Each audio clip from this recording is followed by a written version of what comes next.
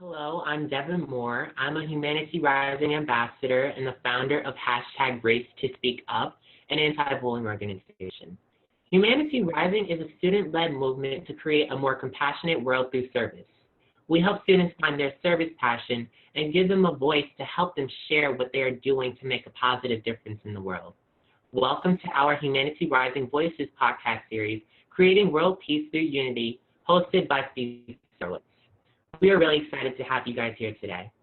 Joining Steve is Kevin Locke. Kevin Locke is Lakota and Anishinaabe. He is a preeminent player of the Native American flute, a traditional storyteller, cultural ambassador, recording artist, fluent Lakota language and sign language speaker, and educator. Kevin uses folk arts to emphasize universal themes that are integral to all peoples. Universality of human spirit, its inclination towards peace, balance, harmony, and a longing that all human beings have for the divine springtime are a few central themes that he displays in his hoop dance, which is essentially a prayer for the unification of all mankind. There will be time for Q&A, and now I'll turn it over to Steve to begin. Devin, it's always good to see you. So Devin, I highly recommend if you get a chance to watch Kevin perform, because I think you'll find it very interesting. He's just to see, to me, he's really done a great job preserving the culture. Kevin, if you could tell us a little bit for starters about the Patricia Locke Foundation, what you do there, why you do it, that would be wonderful. Maybe as a kind of start. Yeah, I'm so glad. And I'd like to greet all the listeners there and express my appreciation to Humanity Rising for this opportunity. And my mother, her name was Patricia Locke, and throughout her adult life, she really was an activist. She was such an activist, and she her theme was justice, and so she really exerted and dedicated so much to this goal, and so she worked mostly in the field of education. And during the 60s and 70s and 80s, she was a pioneer in, like establishing tribal colleges throughout the United States. Also, she worked tirelessly to provide infrastructure to support not just colleges. She was instrumental in not just writing, but ensuring that the bill was passed called the Indian Post-Secondary Education Act. She was also instrumental in the Indian Child Welfare Act. She did a lot of work. In fact, she was one of the key players in the passage of the Indian Freedom of Religion Act, which was passed in 1978. So it's kind of ironic. You think of the fact that people came from Europe and different parts of the world seeking religious freedom here on this land, in this continent, but yet one of the first things they did was to totally suppress the devotional expression of the indigenous people. So that was, freedom of expression of the spiritual teachings was officially outlawed in the United States until 1978 with the passage of that American Indian Freedom of Religion Act. So anyway, I'm just saying a little bit about some of the things that my mom was active in, and there's many, many other things. So then, even though she passed away in 2001, we just decided that we wanted to establish a foundation to provide continuity to some of the things that she was she stood so steadfastly for.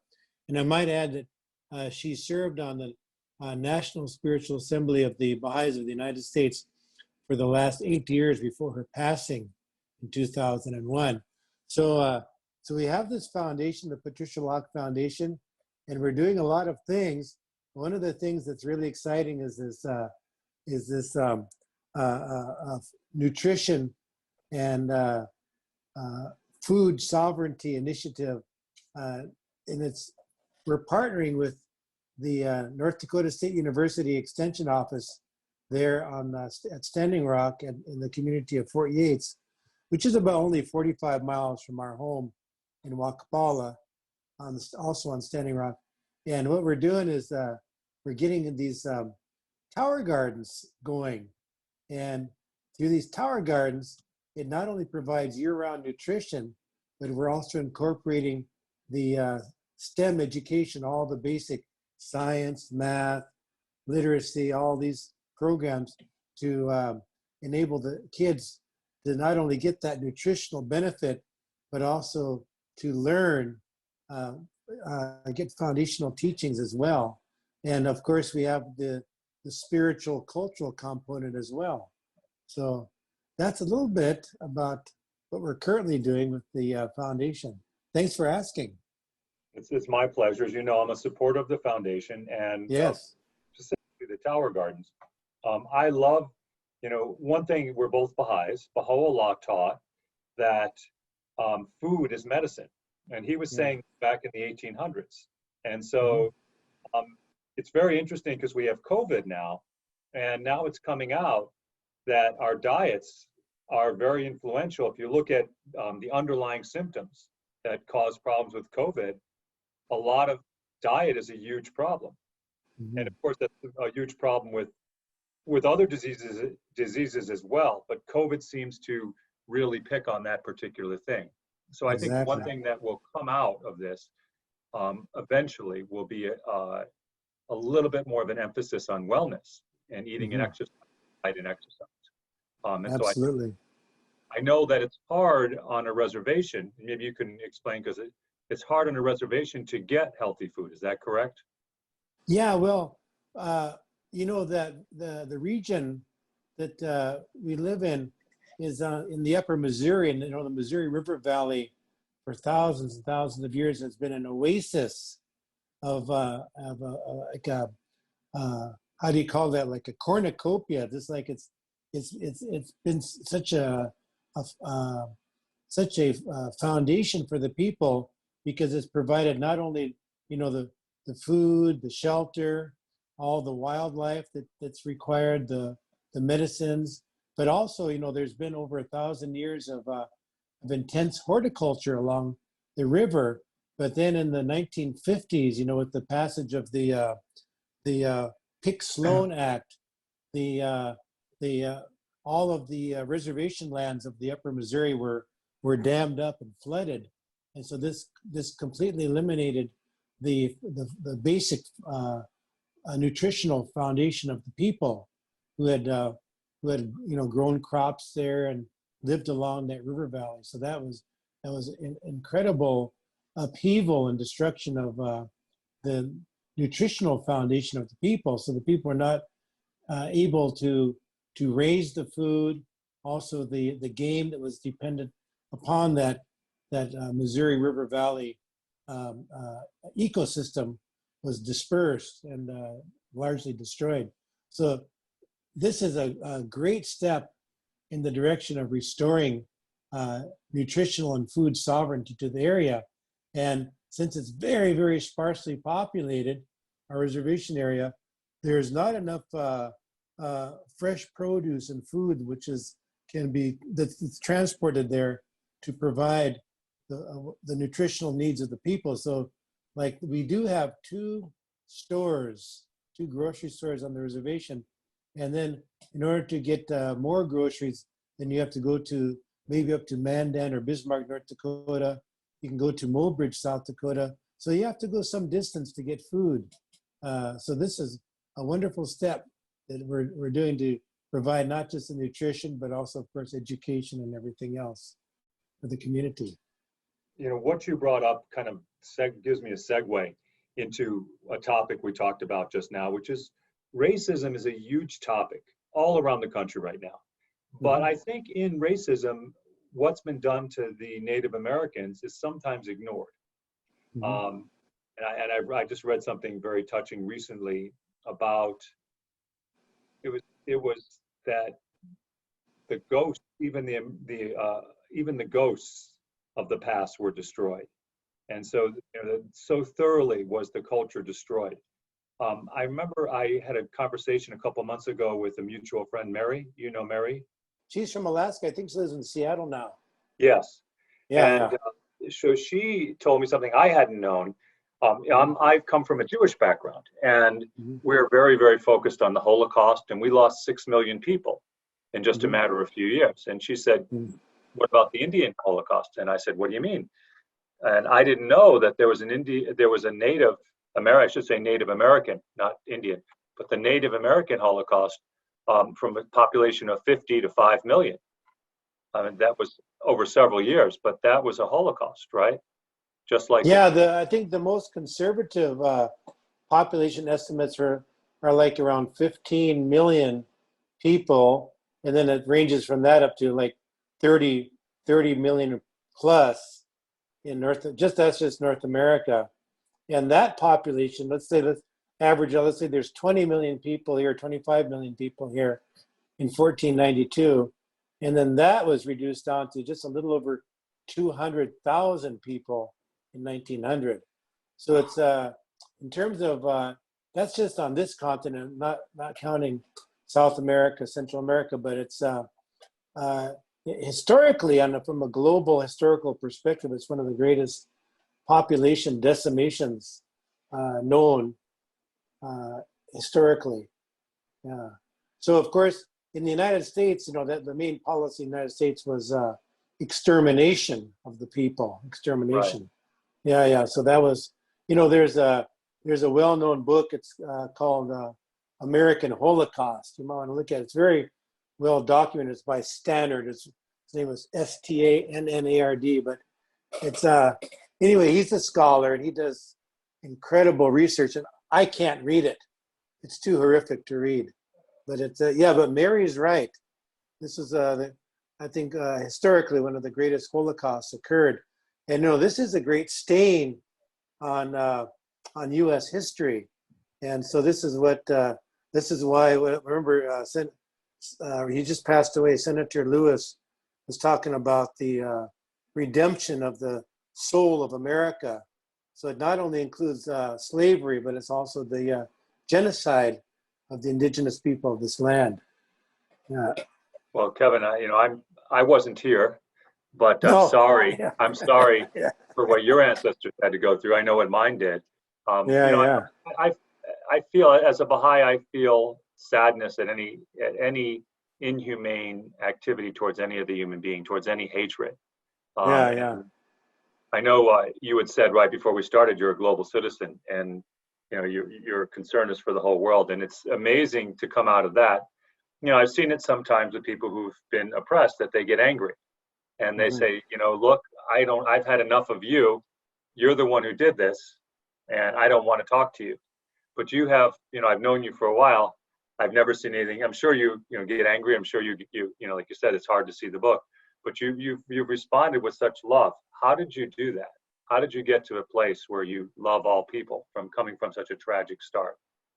Well, it is really horrific to meditate upon that. And of course, we know that in the U.S., it's the black-white issue is the most vital and challenging issue. That's really like the tip of the arrowhead. And until the U.S. can make progress on that issue, everything else is secondary.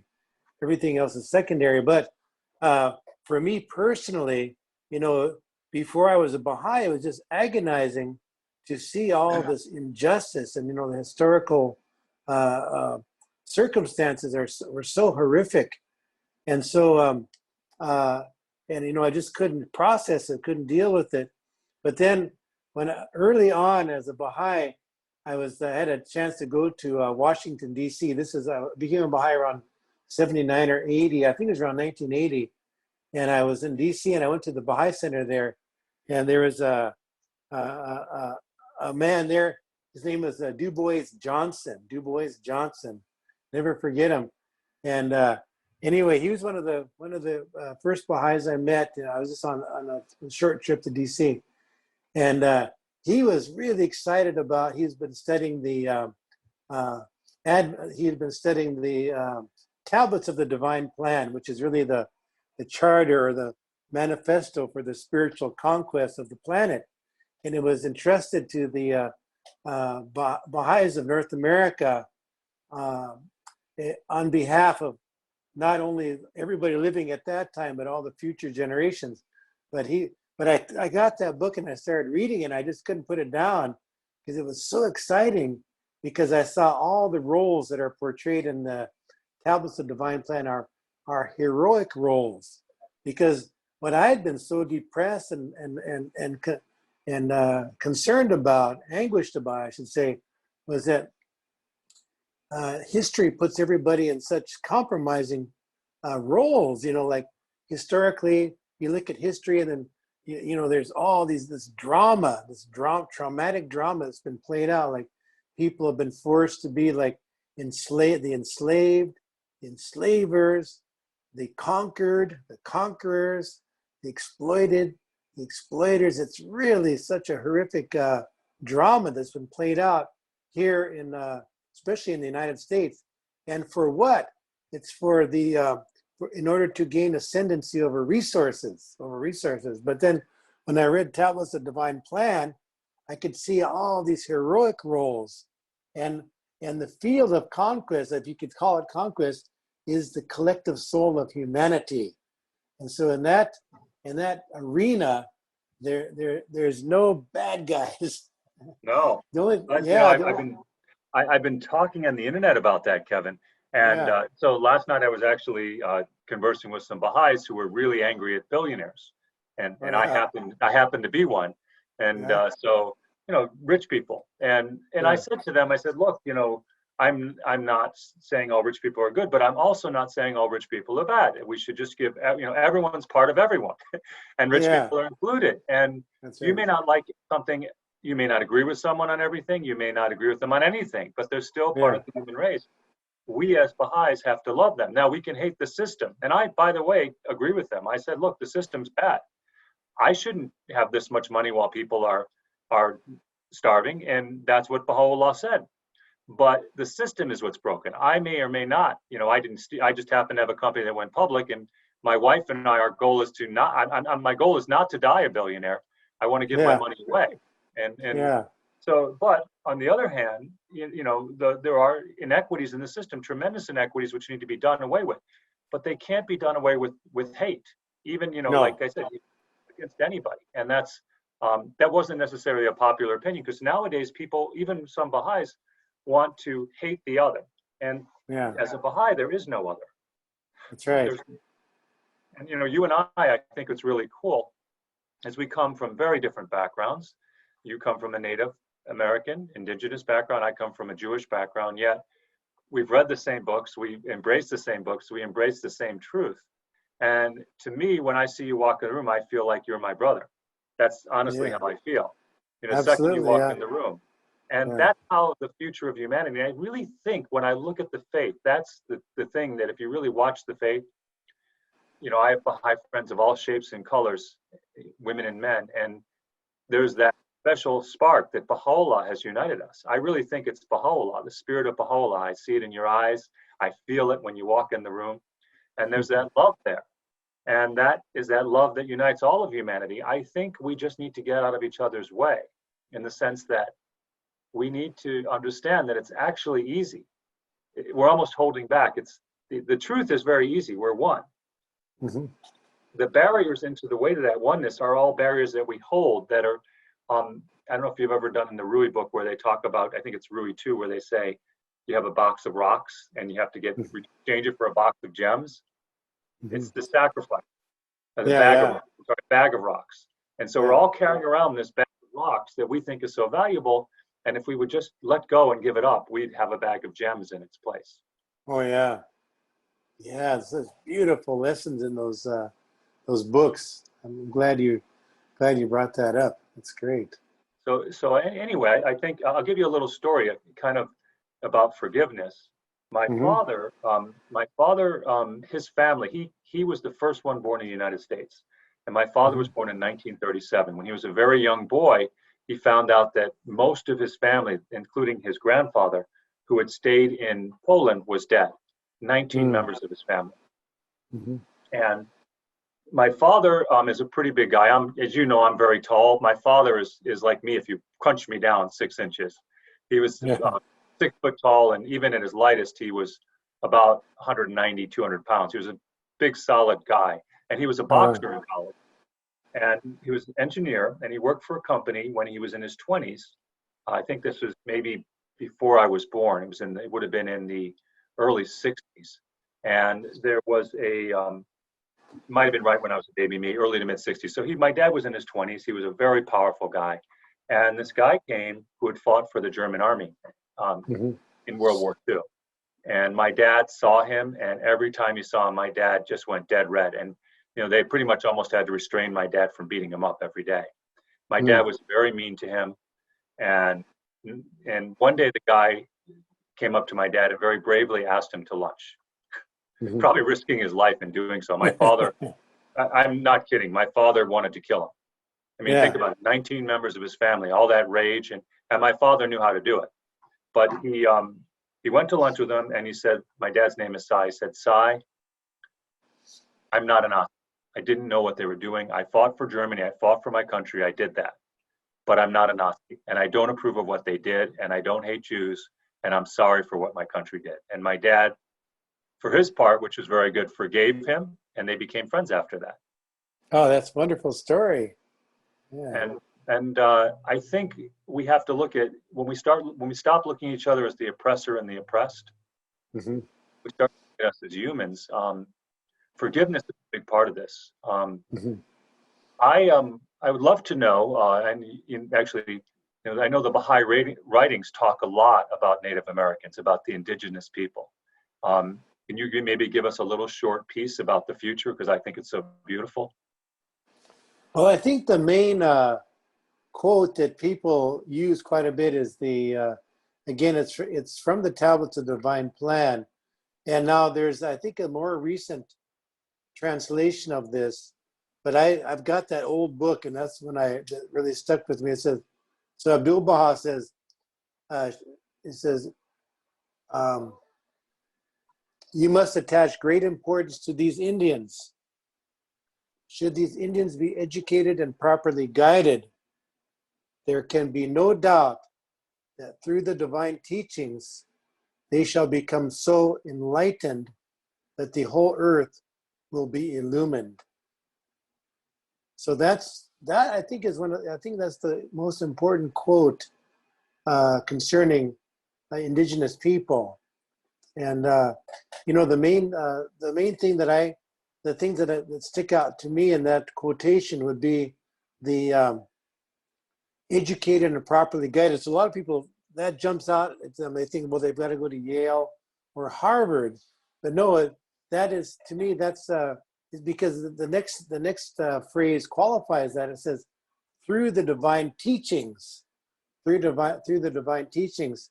And really, we're living at such a wonderful moment in time now, where we really do have the infrastructure available to provide that spiritual education. The spiritual education, of course, you mentioned moments ago, the institute process, which equips people with knowledge, understanding, and more importantly, the skill set to serve. That's why I like this Humanity Rising so much, because it's all about service. It's all about service, and that's our true station as human beings, is to be of service. That's really our only station that we can aspire to, is to be of service. And within that arena, that's where all these roles that are enunciated and delineated in the Tablets of Divine Plan. And you know what they are. It's like a gnat into an eagle, an atom into sons. We can all be like fruitful trees overshadowing all these regions. And it's really, every sentence is laden with these roles. And I know initially they might sound just poetic, but really they're analogs, they're metaphors. And I think one of the first roles which is spelled out for to become is to be morning stars shining from the horizons of the world. So really, we all have these these mandates, these assignments. All of us do, and so just like we know that the people of African descent are the people of the eye, the people of the eye, the place through which all that illumination is transmitted, and that spirit is revealed through the pupil. And so, of course, even in the quote I mentioned from the tablets of the Divine Plan about indigenous people, they shall become so enlightened that they will illumine, that the whole earth will be illumined. And so, so really, is it the other way? Is it becomes so illumined? Anyway, it's one of those. I think you had it right the first time. So enlightened that the whole earth will be illumined. The way I look at it is that most of American society almost ignores Native Americans, and our history, unfortunately, our great history. And I think to a certain extent, to a large extent, we ignore Black people as well, to African Americans.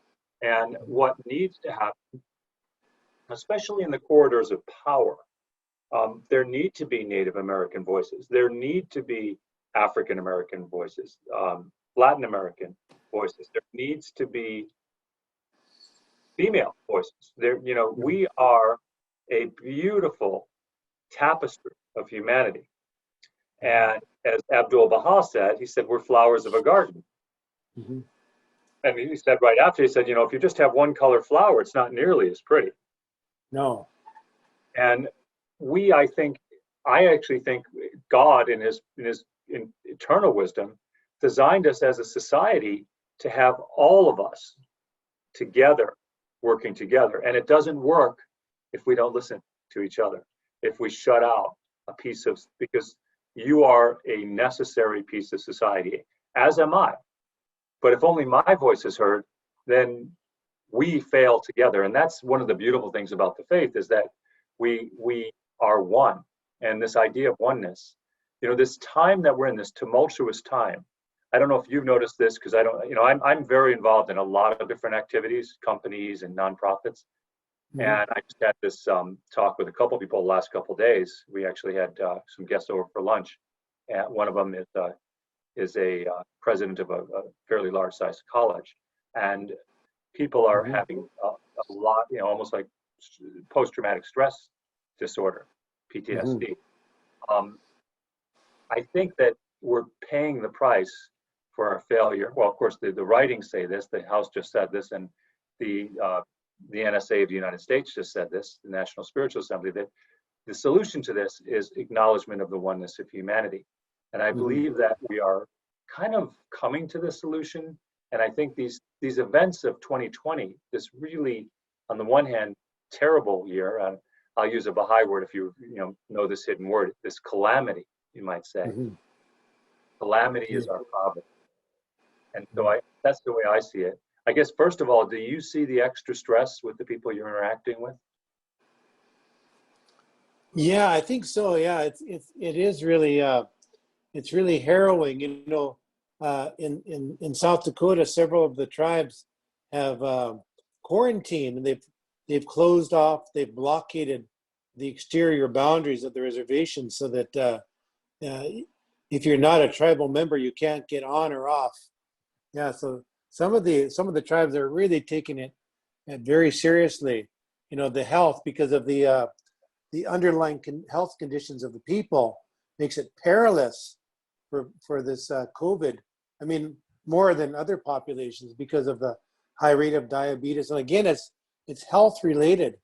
It's very much health related. Yeah. By the way, Kevin, we're investing in a company that reverses type 2 diabetes. Wonderful. And so when we have this thing down, I will give it to you, and we'll figure out a way to get it up there. Yeah, it's just epidemic. It's just epidemic. My mom died from that. Yeah. So among Native,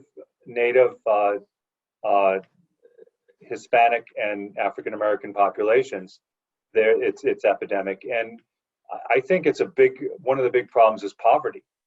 Oh yeah. It's not genetic. I have a very good friend. I don't know if you ever met my friend Bill Strickland. Have you heard that name? I might know of him. Yes. He's in Pittsburgh. You guys should know each other if you haven't met. Yeah, You would love him. He's a kindred spirit with the two of us. All right. Anyway, Bill is not really my friend. He's my brother. But he one of his favorite things that I repeat is there's nothing wrong with poor folks except for the fact that they're poor. That's their disease. And he says it better than me. But I think that this idea that Black people or indigenous people have diabetes naturally makes no sense. No. If you give anyone a poor diet and poor health care, and a lot of stress, it's a recipe for disaster. Yeah. And your color of your skin or who your parents were doesn't matter at all. That's right. What COVID is doing is it's showing this underlying injustice, and I think that's why a lot of people are so angry. Oh yeah. Yeah, it's really like this powerful force moving through the world that's changing everything so rapidly. Yeah. But it's showing this interconnectedness because I have this. Speaking of the institute process, we're doing about a half dozen different Rui classes. That's what we call Baha'i study groups. And this group, we just started our second book 2, and it asked, why do you teach the Baha'i faith? And what I said in both classes, and I meant this, is if the Baha'i faith, if we were at the World Commonwealth, which is actually spoken about in the Baha'i writings, the future united world, Baha'i World Commonwealth, where we're all on the same page, there's no more war, huge medical advances. If we were at that level, we would not have COVID. COVID would have disappeared. Yeah. It would have never ever happened. It would have been done before. It would have been killed before it started. And a couple people in class said, really? And so I went to the writings and I showed them the writings, and the writings are very, very clear about what's going to happen in the future. But just imagine, it's not that hard to imagine. Imagine that the Chinese government was part of a world government, and they were like a state, like the United States of America, the United Countries of the world. And there's an outbreak. So if New York has an outbreak, they're going to cooperate with Texas. They're not going to hide it. They're going to tell Texas. They're going to tell Florida. And that's what we did in this country. Although we have some other problems in this country, some people who don't believe in science, which is another story. That's, as you know, one of the big things in the Baha'i faith, the harmony of science and religion. Yeah. But if we had that in China, if we had the harmony of science and religion, and we had world peace, and they were part of a world commonwealth, they would have protected the world, because Baha'u'llah says, let your vision be world embracing. If the whole Chinese government thought like that, they would have immediately closed down that city, locked it down, and kept it in that city until they could figure it out. And the world would have been there to help them. That's right. Yeah. What a wonderful vision. It'll happen. It'll happen. Oh, yeah. But but it's up to us in this generation to get that momentum going. It's just like, I always think of it, well, you live in the Chicago area, and so people think of springtime as this really paradise, this beautiful time. But you and I know that yet in the northern climates, springtime can be chaotic, can be the worst storms, worst blizzards, deluge, downpour of rain, howling winds, everything. But at the beginning of springtime, all you see is a mess. But unless you know what's going to happen, you just believe that things are getting worse and worse. And that's kind of where we are today in the world. It looks like things are getting worse and worse. But I think, like, as Baha'is, we know that we're at the beginning stages of the springtime. It's just that we have to create the infrastructure with a foundation so that all this beauty can take root, because there's this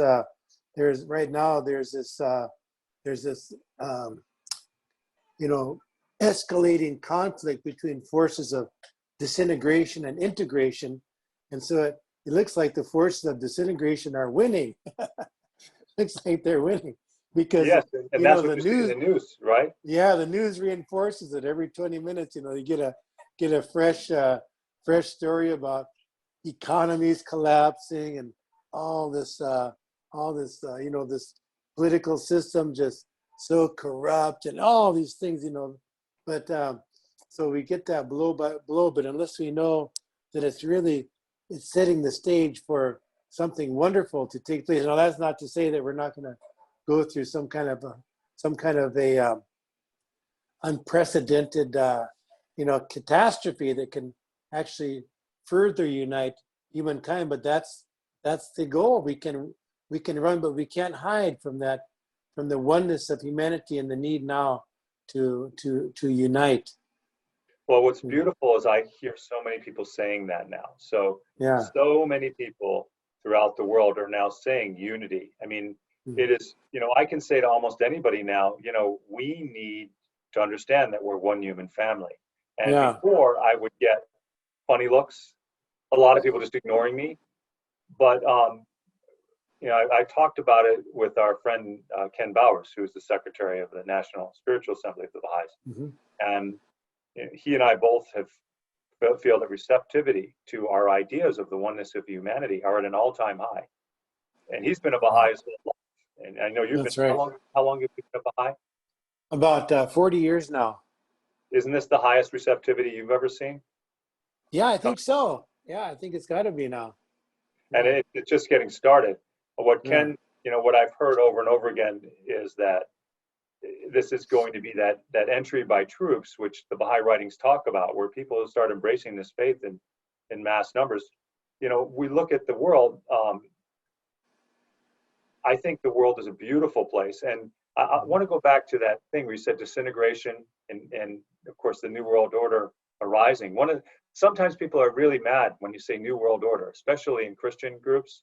They'll say New World Order, and they talk about the Antichrist, and how we'll all be slaves, and we'll have a number stamped on our forehead and chips implanted in our brains. And I said, well, that's really scary. That's awful. I surely hope that doesn't happen. I mean, it's just your imagination, so you might have bad dreams, but they're not going to happen either. And the Bible doesn't say any of that's going to happen, but you think it's going to happen. And if you actually read the Bible and actually understand who has all the power in the Bible, well, Jesus Christ, of course. I mean, Jesus, the power and the glory, from Jesus Christ Superstar, you have the power and the glory forever and ever and ever. And of course, Christ has all the power in the Christian faith, which we as Baha'is believe in. And so to think that the Antichrist would have all the power is kind of silly, because the Antichrist is, and we know in the Baha'i faith that the Antichrist is actually someone who opposes the Christ, the messenger in every age. And so the Antichrist is always very small relative to the Christ, the messenger. And they're really, at the end of the day, we forget even their names, because they're the power of the messenger is so great. So, I always say, have you ever considered a New World Order where not the Antichrist is leading it, but Christ, which is much more logical? And this New World Order isn't about power and subjugation. It's about light and unity. It's the Christ spirit. It's the Jesus you love, and returned with this lesson for humanity.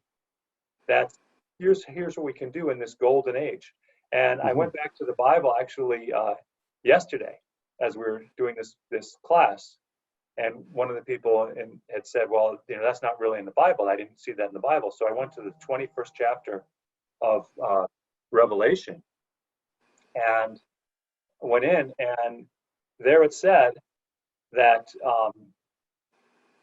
there would be no more need for the sun or the moon, which we know from the Baha'i writings is the religious leaders. We would have Baha'u'llah. Literally said that. Oh, wow. You want me to read it to you? Sure, that'd be great. I'd love to hear that. Okay, I'm going to read it to you. Listen to this. I just saw it today. It's actually Baha'u'llah's in there 2 times. I'll read this both times.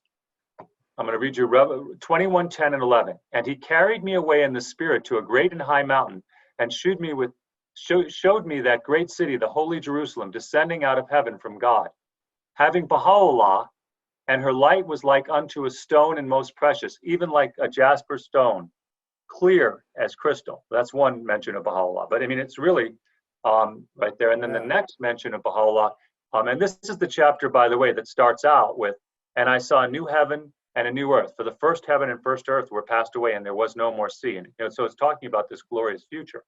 And then the second Baha'u'llah, I'll read a couple verses going up. And the 12 gates were 12 pearls. Every several gate was of one pearl, and the street of the city was pure gold, as it were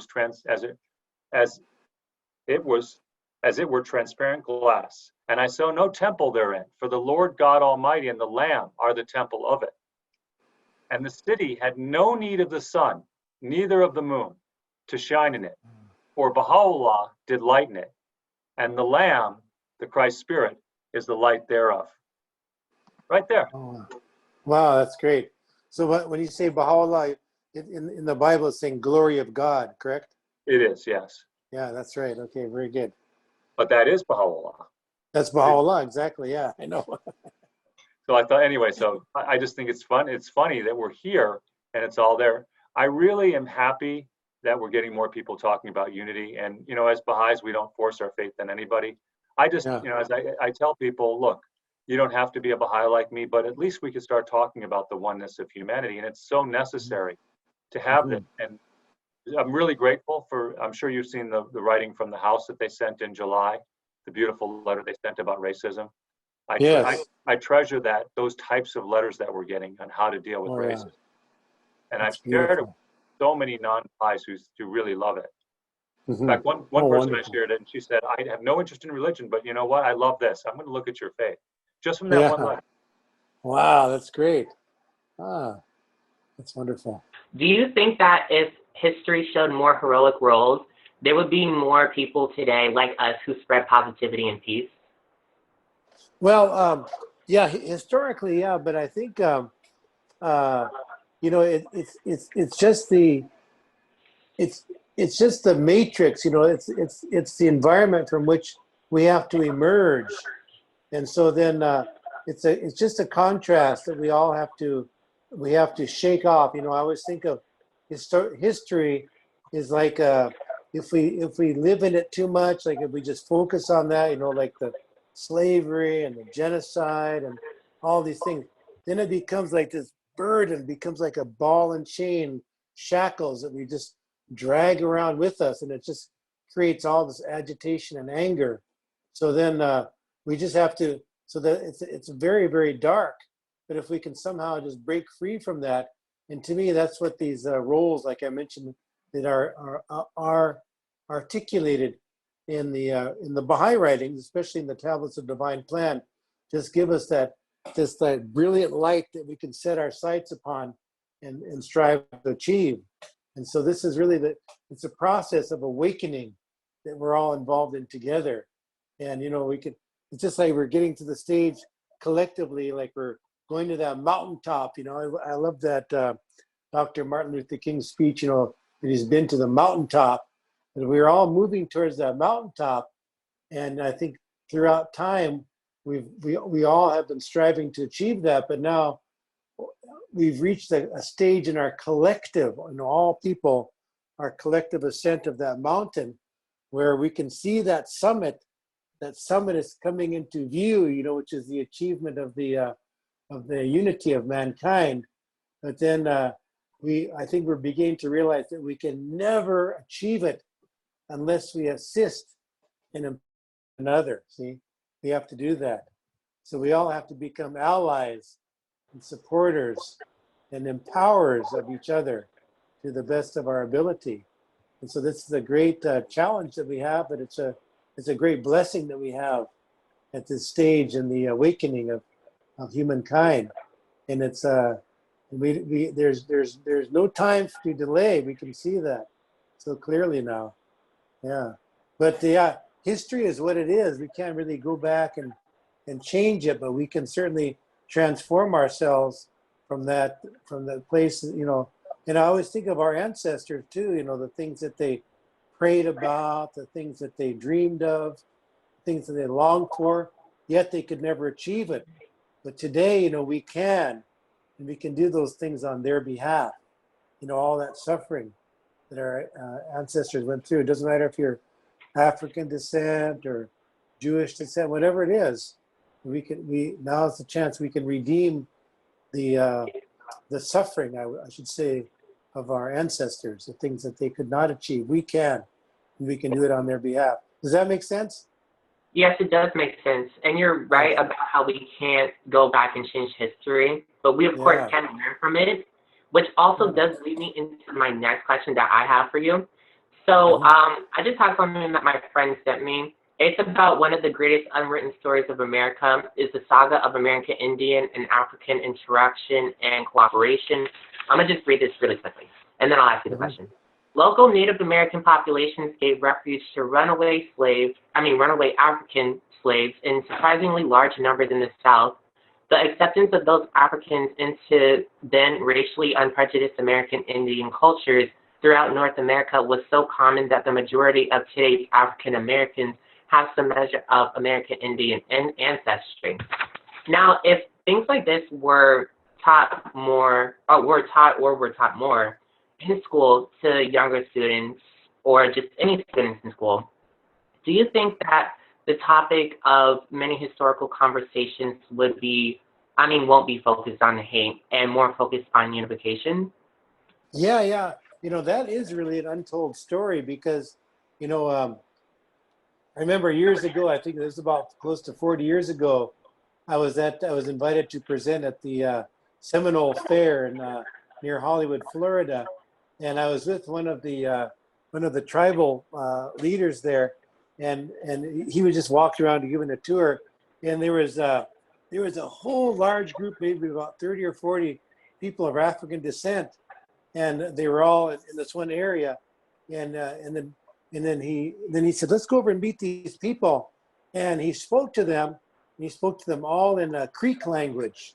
All these people of African descent, they all spoke Creek language. That's their first language. And they're from Florida, like it's called Muskogee, but Muskogee language. But anyway,